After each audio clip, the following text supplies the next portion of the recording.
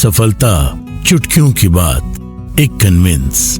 लेखक Neeraj Kumar, motivational speaker and personality development trainer. आपका convince ना को हाँ में बदल सकता है। शीर्षक, ना को हाँ। जब हमें किसी की आवश्यकता हो और वह व्यक्ति संस्था के नियम और अभाव का हवाला देकर मना करे, तो ऐसे स्थिति में हमें मुश्किलों का सामना करना पड़ता है।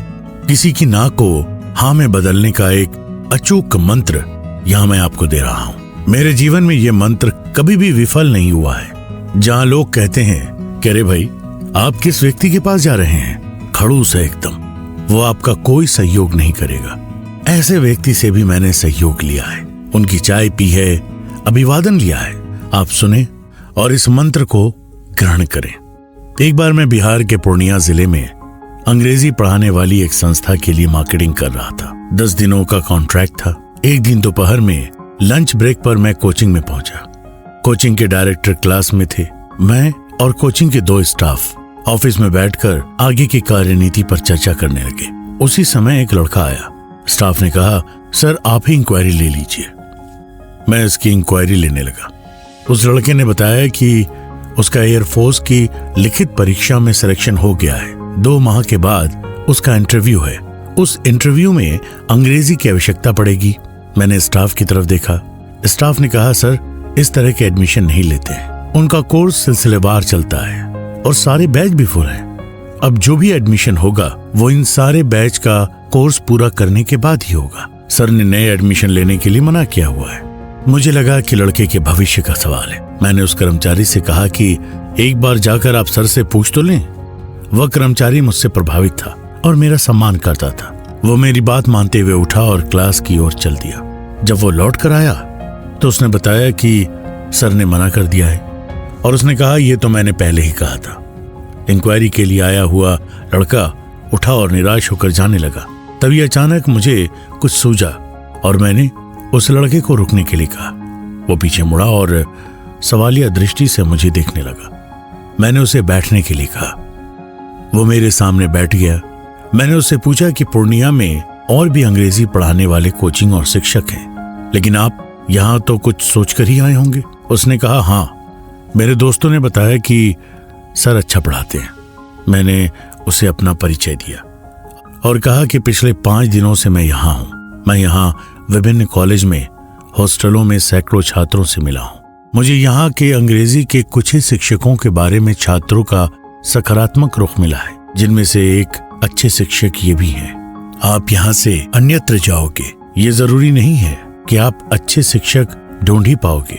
यदि ढूंढ भी लेते हो तो इस बात की कोई गारंटी नहीं है कि वह आपको 2 माह में तैयारी कराना स्वीकार कर ही ले। यदि आपको सही शिक्षक और मार्गदर्शन नहीं मिला तो आपके हाथ से एयरफोर्स में जाने का एक अच्छा अवसर चला जाएगा। उस लड़के ने कहा कि आप सही कह रहे हैं सर। मैंने कहा कि आपका एडमिशन यहीं पर होगा और यही शिक्षक आपको पढ़ाएंगे। उसने कहा, सर यदि आप उन्हें कहेंगे तो शायद वो मान जाए। मैंने कहा, नहीं, वो आपके कहने से ही मानेंगे। मैंने उसे फिर कहा, जैसा मैं कहूँ वैसा ही करना। वो तैयार हो गया। सबसे पहले मैंने उसे गुरु की महिमा बताई। मैंने उससे कहा कि पुरातन समय से ही गुरु की महिमा रही है। शास्त्रों में गुरु को ईश्वर से भी बड़ा बताया गया है। गुरु ज्ञान प्रदान करते हैं। ज्ञान ही मनुष्य को संसार के अन्य प्राणियों से अलग करता है और महत्वपूर्ण बनाता है।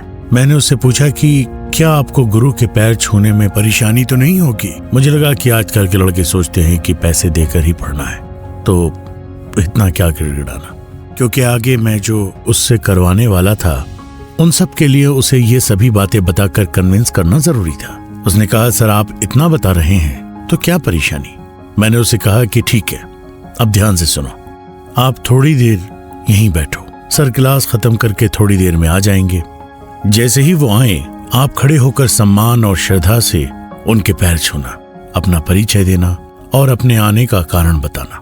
यदि वो मना करे तो उन्हें कहना कि सर मैं आपके बच्चे की तरह हूं, मेरा भविष्य आपके हाथों में है। आपके ज्ञान की रोशनी से मेरा भविष्य जगमगा जाएगा। मुझे इस नौकरी की सख्त आवश्यकता है। आपके सहयोग के बिना ये नौकरी पाना मेरे लिए मुश्किल है।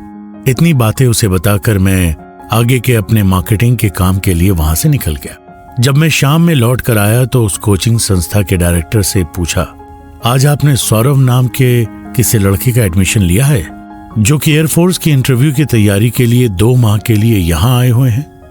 मैंने फिर पूछा, सर क्या उसने ऑफिस में आते ही आपको पैर छूकर प्रणाम किया था और अमुक अमुक बातें कही थी? उन्होंने कहा, हाँ, लेकिन ये सब आपको कैसे पता? मैंने उन्हें बताया कि वो सब मेरी ही जुबान थी।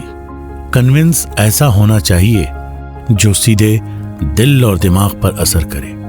यदि इसमें सच्चाई की धरातल हो तो अत्यधिक असर करता है। यहां मैंने प्रत्यक्ष और अप्रत्यक्ष 2 कन्विंस किए। प्रत्यक्ष तौर पर उस लड़के को जो वहां नामांकन के लिए आया था, और अप्रत्यक्ष तौर पर उस कोचिंग के डायरेक्टर को जहां नामांकन संभव नहीं था, वो कुछ शब्दों के प्रभाव में उसे संभव कर दिया। दोस्तों, जैसे जिंदगी के अनेक रंग हैं और हर एक रंग की अपनी एक अलग ही बात होती है, वैसे ही सफलता चुटकियों की बात पुस्तक के सारे शीर्षक की एक अलग विशेषता है। हर एक शीर्षक में आपको कुछ न कुछ ऐसा जरूर मिलेगा जो आपको अच्छा लगेगा और जीवन में भी काम आएगा। यदि आपको सफलता चुटकियों की बात पुस्तक की यह शीर्षक अच्छी लगी तो आप इस पुस्तक के अन्य शीर्षक को अवश्य सुने।